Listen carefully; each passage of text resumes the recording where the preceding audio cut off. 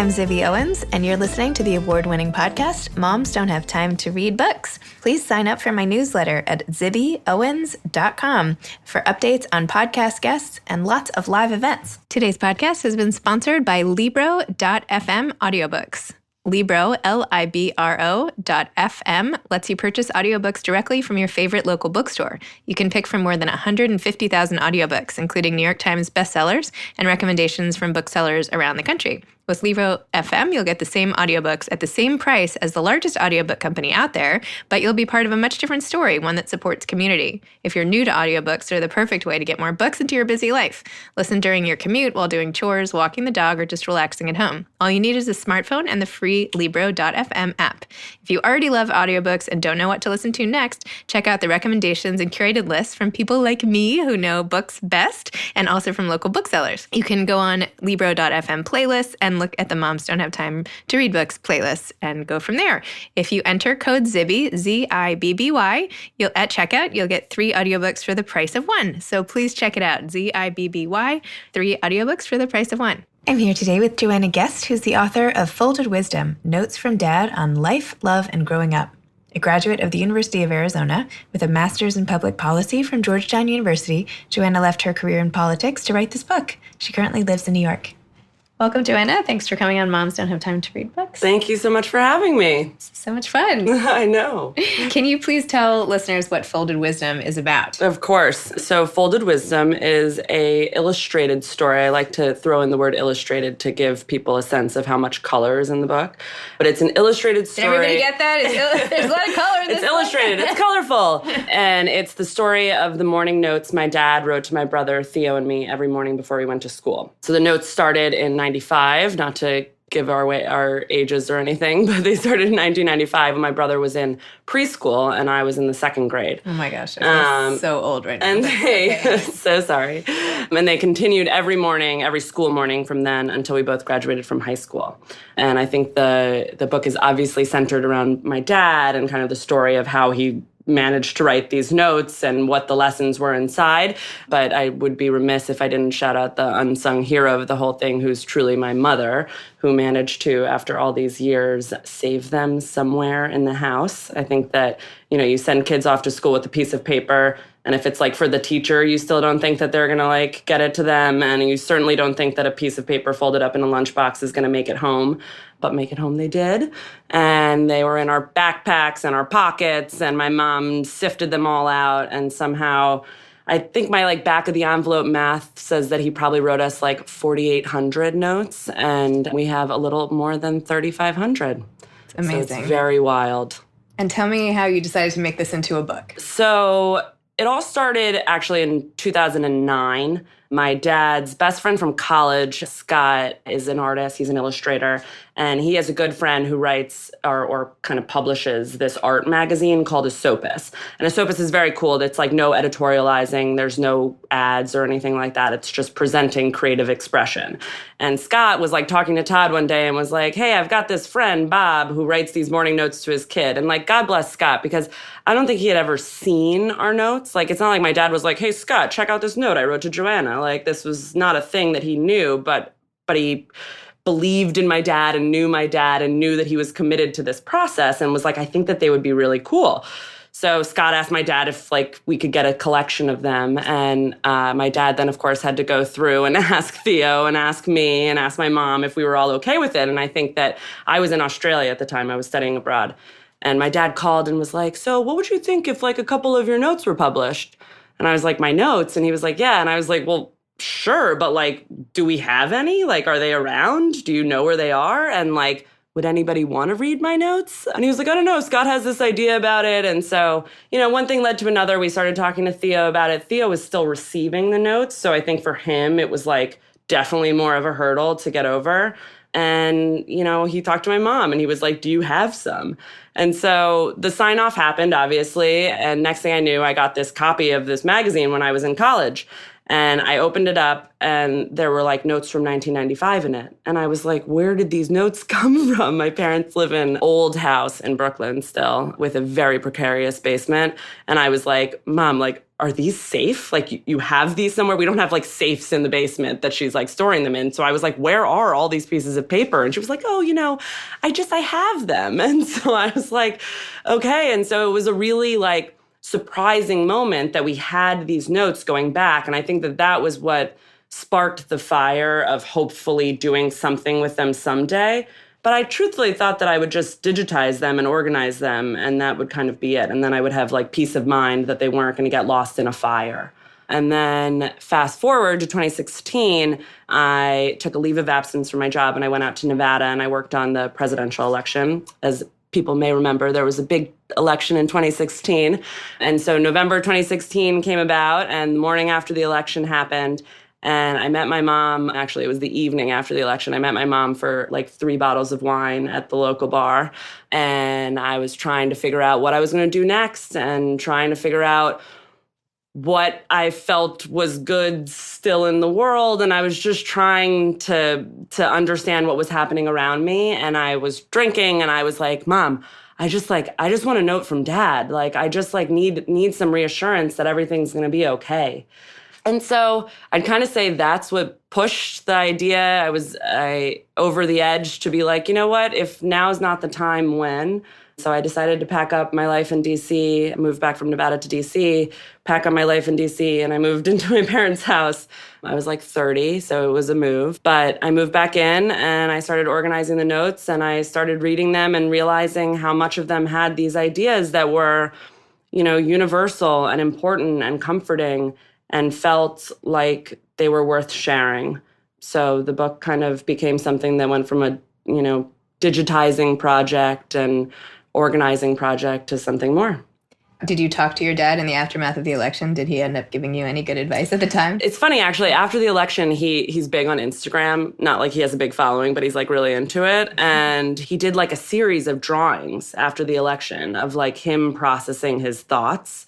Sort of like 7 stages of grief in a way almost, but his classic drawings are very like, as opposed to the colorful drawings in the book, are very black and white, kind of crosshatch style pen and ink. And so he did a bunch of those. And I think that, he has an unshakable sense of optimism, which comes across throughout the book. And yes, of course, I talked to him after the election and he was scared and he was nervous and he was sharing his love with me and telling me that we were going to get through it. And that was the message that kind of permeates throughout the book as well, The part about the book being illustrated, which was, I know you mentioned it right away because it is so important. Even with us saying it, I feel like it isn't conveying how beautiful the book is, because when you were describing, even in the book, I didn't realize that the cover at first was the folded up versions of the notes. I thought it was like, oh, this is a pretty cover. But your dad's notes, not only do they have lovely insights and you categorize them by events and by emotions and advice and all these other ways that you have found to organize, like structure the book, which I found very interesting too. But just the visual element alone was so unique. So describe how his artist background and how he folded up the notes to make them so visually arresting, and how a pile became such a beautiful work of art. So the notes actually, they started for a number of reasons, and I can go into the many theories I have as to why this was a perfect storm that worked for my dad. But one of the main reasons, I think, is my parents met at Pratt, which is an art school in Brooklyn. And after college, they did a lot of different things, but I think that ultimately they ended up opening this exhibit production business, and they're still doing it to this day. And what they do is they build exhibits that focus on other people's art. And I think it pulled both of them away from focusing on their own art. And I think that there's a part of him that was at the time especially feeling a little disconnected from his own art. And he's always been someone who drew in sketchbooks and expressed himself that way. And I think he was looking for that. I think the notes ended up getting folded because they started off when we were young and we brought lunches to school, right? So they were just folded in half or a couple times and put in our lunch boxes. But then when we started 5th grade, we moved into a new building and there was a cafeteria at school. And so I no longer had a lunchbox to bring with me. And so my dad had to figure out a way to give me this piece of paper, which again is like a very scary thing to send your kid off to school with. And you don't really necessarily think that they'll read it, that they'll keep it, that it'll survive, and so he figured out this way of folding it so that I could just kind of throw it in my pocket or put it somewhere, and that it would be this process of unfolding it, and it was just kind of pre-packaging it. It couldn't be in the lunchbox anymore, so here it is. And it was a clever way to do it because it I think actually preserved a lot of the notes in many ways because they weren't open to the outside elements. I would fold them back up after I finished reading them. And it's basically like origami. It's very origami-ish. I mean, it's the way it's folded is a work of art in and of itself, plus the colors that he used and everything. So in the back of the book, there's actually a section that teaches you how to fold the notes. I know. I was thinking, should I try this? I could try it now. Yeah. I could try it. It's not with necessarily any piece of paper, but you can pretty much do it. It has to be a certain size. It's a certain size that works very well. Guidelines. Yeah. Meanwhile, I scrawl a note to my daughter on the only notepad I could find this morning, rip it off and shove it in. And I'm thinking, oh my gosh, Joanna's dad is making works of art. And it's all I can do to say, have a good day and shove it in a lunchbox. He definitely kept these CVS tablets in business for a while because he was buying them nonstop. We have tons of these CVS tablets. But anyway, getting back to kind of the color and the illustrations of it. One of the other reasons the notes actually started was because my brother was in preschool. We went to Montessori school for preschool through kindergarten. And, Montessori school is so funky and different. And my brother was really obsessed with the metal insets table, which is this table where you basically use various protractors and different shapes and you outline them and you color in the layers and stuff. And what he was not interested in was going into the reading corner. And so his teacher was Theo, they were trying to figure out ways to kind of push him into this corner and get him interested in reading. And so Anne Prescott, who was my brother's teacher at the time, said, Bob, I know you're an artist. What would you think about just every once in a while writing a little note to Theo and putting it in his lunchbox? And maybe we could use that as hey, Theo, let's read the note from your dad today. And that would kind of start to push him towards reading. So I think, Theo at the time, it would push him towards reading, but it was also because Theo couldn't read yet. He was so young. He was learning how to read. And so many of those notes are just filled with drawings, and drawings sometimes that have a few words on the page, and drawings sometimes that are centered around, there's the classic note that says, "Go, Theo, go." That's it's a secret code that he actually did at school. So there are all different ways that he was trying to put words on the page, but also make it interesting because he was 5 or whatever. And so I think that then as he started writing to me, because he was well, if I'm writing to Theo, I have to write to Joanna. This is ridiculous. I can't just send Theo with something. I think I probably found one note and was Dad, I need these. What about me? And so he started writing to me too. And I think that, I was only in second grade and I wanted pictures too. I wanted drawings. And so then it just kind of evolved. You can tell as the notes get older that they're much more word heavy, but he never stopped also including illustrations. Every once in a while there are notes without illustrations, but for the most part, it was just part of the expression was drawing a heart somewhere on the page. He drew a lot of owls. There's a lot of faces of his and Theo's and stuff. And so your dad should really sell these as templates because sometimes I buy these little lunchbox notes where each day it's a little different. He should take the drawings and X out the note so you can write your own note and then sell Monday through Friday and little cards. He should do that. I have a friend that was maybe you could just find the best lines from every note and you could just put them down on a little piece of paper so I can just take them out every morning and give them to my kid. It's great idea. Yeah, you could have the little quote at the bottom and then you say and then the parents a heart are from the mom or love something. You. Yeah. Let's just make things easier for moms, please. No, I think that there's we should do that. Yeah, the book is so colorful and fun that I think there are a lot of places to go with it. One of the bigger hurdles to get over when we started this was that nobody knows who I am and nobody knows who my dad is. He's not somebody that has a persona out there. And so it was about getting people to care about who we are and why they should, give a crap that this guy wrote his kids' notes. Mm-hmm. And so I think that there was a level of as I was pulling the notes together, realizing that I had to do a little explaining so that there was a person behind there and there was a story behind it that made it compelling. And from here, who knows? We'll see. Did you get pushback from the publishing world about the fact that nobody knew who you and your dad were? I feel like there's all this focus on having a platform and... Yeah, I know. I was like, I don't have 20,000 Instagram followers. Like, am I going to be able to make this work? No, nobody really pushed back too much. I think that the notes speak for themselves. So it's really about being able to just get them in front of someone. And once they see it, I think they're like, oh, this is incredibly interesting. And like, it's almost made, for being such an extraordinary task, it's almost made more human and possible by it being someone who's just like your average everyday guy.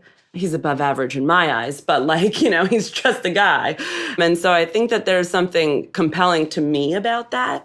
But yeah, I think it was a factor. It's probably a reason that it maybe took a little longer for it all to come about. But no, it wasn't incredible. But here it is. Yeah. Which is great. I just wanted to read one of my favorites from 1998 from your dad.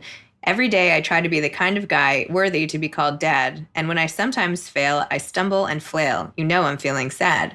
We're only human, you and me, with all our problems here to see. So no use getting mad. I'll try to understand you. If you try too, we'll both be really glad. That's so cute. Sweet. I love it. I love, like, sometimes he rhymes, sometimes he doesn't, yeah. How he mixes it up, and just so honest. There's all this focus, I feel like, now on parents being able to say, hey, I messed up this morning, and parents mess up too, and it's okay, and right. I'm sorry. We're only human. Yeah. This is perfect. So I would put this on my little... On your little card. On my little card. Yeah, I think it's, there are a lot of notes that again, were part of the reason why I ended up deciding that this was actually something I could share, because they felt so universally appropriate and applicable and important to think about. I think that we live in a time where we all look for like the differences among each other. And I'm as guilty of it as anyone, that, you're always, you learn something about someone and then you're blocked off from them, or you don't think about what you could possibly have in common. And I think so many of his notes were grappling with and talking through the idea that there are so many human qualities that are very universal and are very much things that we all are struggling with or thinking about or working through. And I think there was a little bit of a hope, especially as we got, I think we were pretty young when that note, usually some of the cuter rhyme ones we were pretty young, but I think there was a little bit of a hope that we understood that he was going to make mistakes too, and that we were, just like you said, like, I screwed up this morning, or there are a lot of notes that talk about that, stuff like that, but, that he was putting his best foot forward, so he would hope that we would too, and that it could kind of push us along. And so, yeah, I think that's a perfect example of a note that is just kind of at the core, the heart of the whole thing. It's just this guy who is trying to express himself, trying to say I love you, and trying to be like, listen, I'm a human. I'm doing the best I can. Thank you for doing the best you can. I love you. There's also something nice, and I don't know why, but there's just something particularly nice about it being from a dad versus a mom. I don't know why. Not that this book wouldn't also be great had your mom illustrated them. Yeah. I don't know. There's something so special about that. I don't think you always see men as often being so vulnerable. I think about a lot when we started this process, and like the Aesopus conversation, getting the notes published in general, that was like, do we want to share them at all? And then this became sharing even more. There was like, am I sharing too much by sharing all of these notes? And I think that my dad had no plan for writing these with any thematic organization. He had no plan that they were going to come home. He had no plan that they were going to be saved and shared. And I think that is one of the many reasons why he was so open every time he started writing. He was very vulnerable. He was very just top of mind. He was very willing to express himself in a way that maybe you wouldn't if you knew that they were going to be shared someday with the public. And maybe that's something that, you think of women journaling maybe more than you think of, young guys journaling. And that also probably really stemmed from art school and from the fact that at Pratt, he was always carrying around a little notebook with him, and he was drawing and he was writing about, I don't know if this is going to work out for me, and I'm in love, and what do I do now? And, he was writing those things down in a very diary-esque form. And so he was comfortable with that in a way that I think that, I'm not even comfortable with often.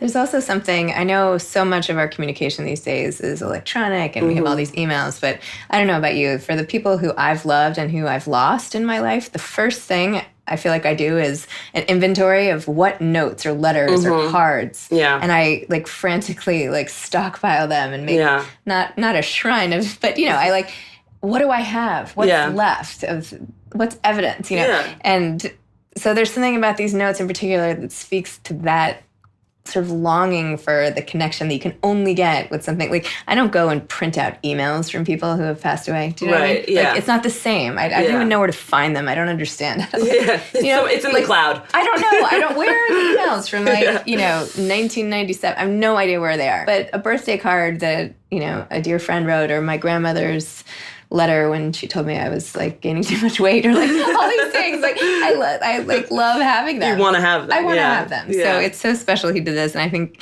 it's such a good point of encouragement for us all to take the extra few minutes and do something with our with our hands and not with a text or I don't know.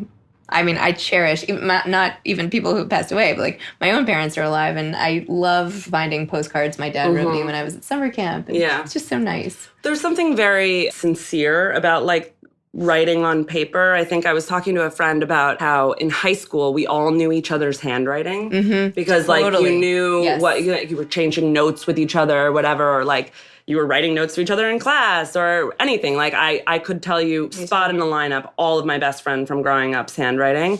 And my friends today, I don't necessarily know all of their handwritings. I mean, I think I know some of them, but not all of them. And it's because we don't write as much, right? We don't put that down on paper. And there's something very sweet about even an email, they're edited. You can edit it. And the written word, you can't always. I mean, every once in a while, I'm sure he started writing and crumpled up a piece of paper and threw it away. But most of the time, there's misspellings, words are crossed out, things are changed around, thoughts change mid-sentence, and it's because you can't go back and change things. You're just putting it down on paper. And sometimes that means it's very, stream of conscious. And sometimes they're a little bit more put together. But it's a really sincere form of expression that I do think is maybe making a comeback, but definitely an important one to cherish. And so crazy to think that all literature was written by hand until so recently. I know.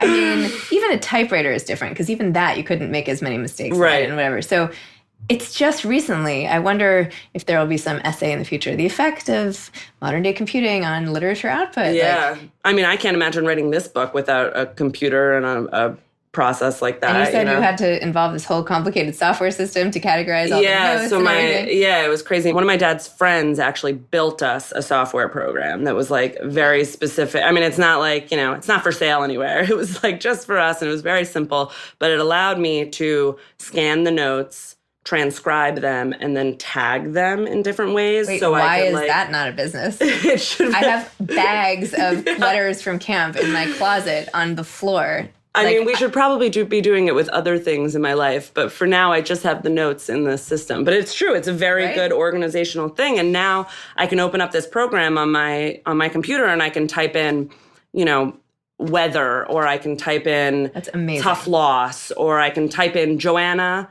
1995 to 1999, because they're all dated. And so it's this really amazing way to sort through the collection. And it was super helpful as I was writing because it allowed me to sift through these 3,500 notes in a way that was plausible.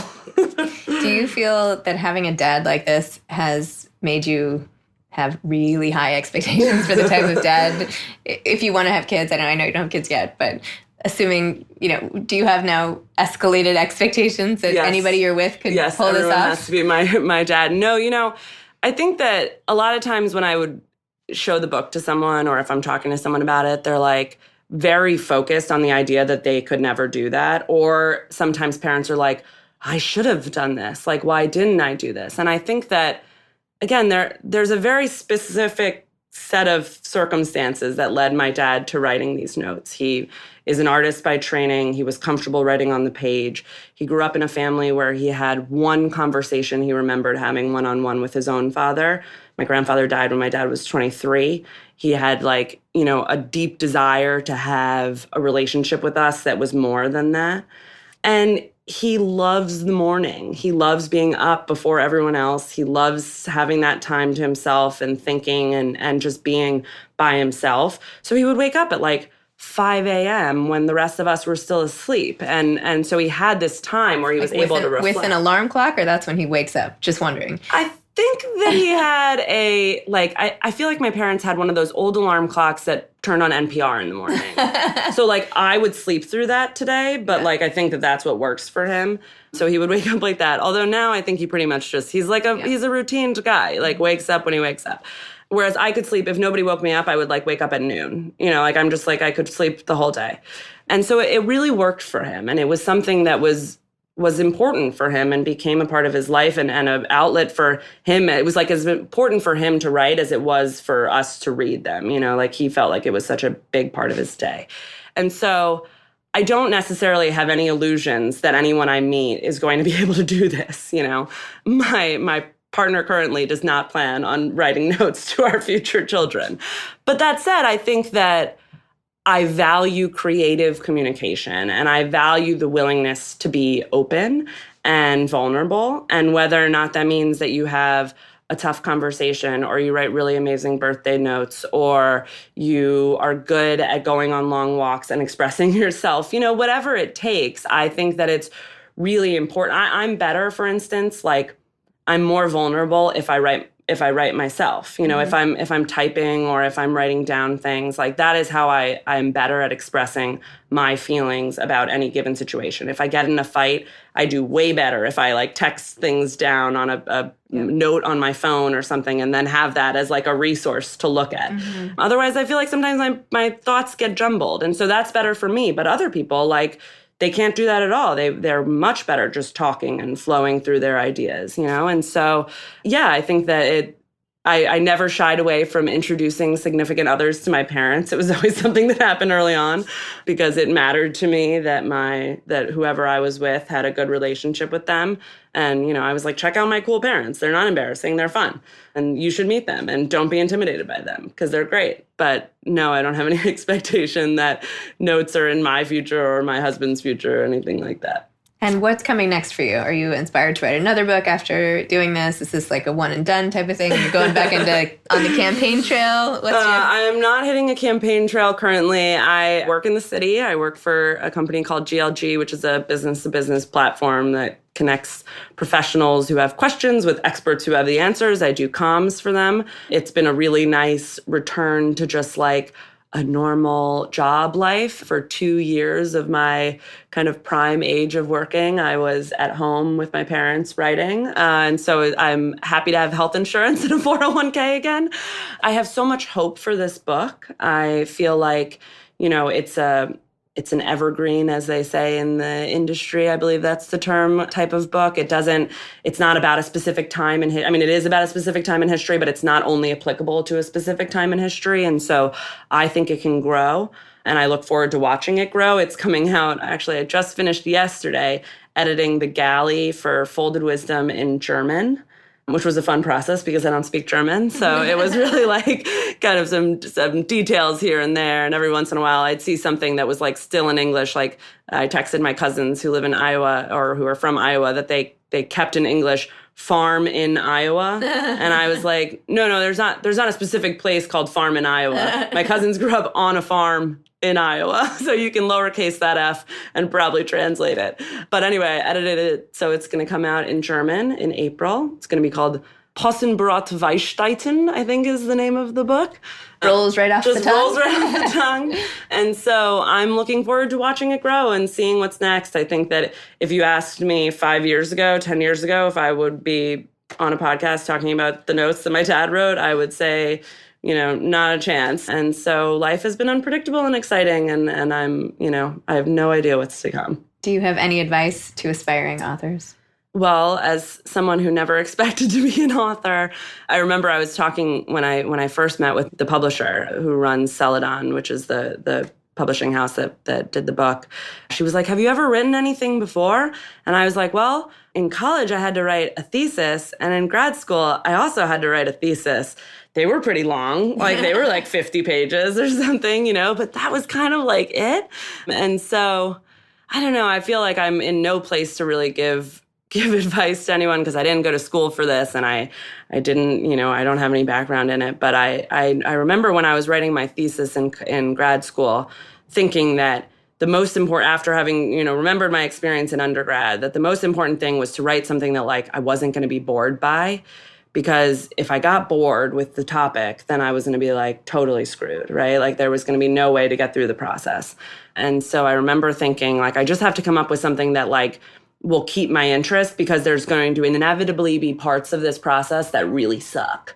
And like, there's going to be red lines and edits that are really difficult to handle. And there are going to be parts where I'm like, oh my God, am I still talking about this? So I have to, in my core, really like what I'm doing. Otherwise, it's never going to work out. And I'd say that that's what happened with this book. This book was natural to write. It flowed very easily because it was something that I cared so much about. And, I think in the beginning I had friends who were like, you have to think about like why, that same question, like why was anybody going to care about Bob Guest's writing his kids? And I had to have faith that like it was interesting to me, and maybe that would make a book that became surprisingly interesting to someone else. And I wasn't going to tailor it to be the type of book that someone else wanted to read. I was going to make it the book that I knew that me and my family wanted to read, my family and I wanted to read, and go from there. Well, it's great, and it's a gift, and it's beautiful in and of itself, but also a great reminder to all of us parents that something so little we do can have so much meaning in your kids' lives. Yeah. Well, anyway, so thank you so much for coming on. Thank you so much for having me. It's a joy. Pleasure. You've been listening to Moms Don't Have Time to Read Books with Zibby Owens. Please make sure to sign up for my newsletter at zibbyowens.com to get more updates about episodes like these and also lots of live events.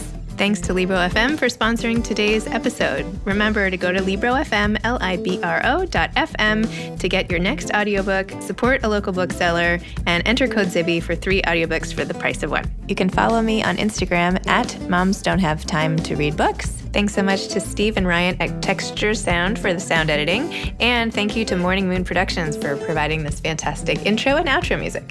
Thanks for listening. You could always email me at zibby@zibbyowens.com.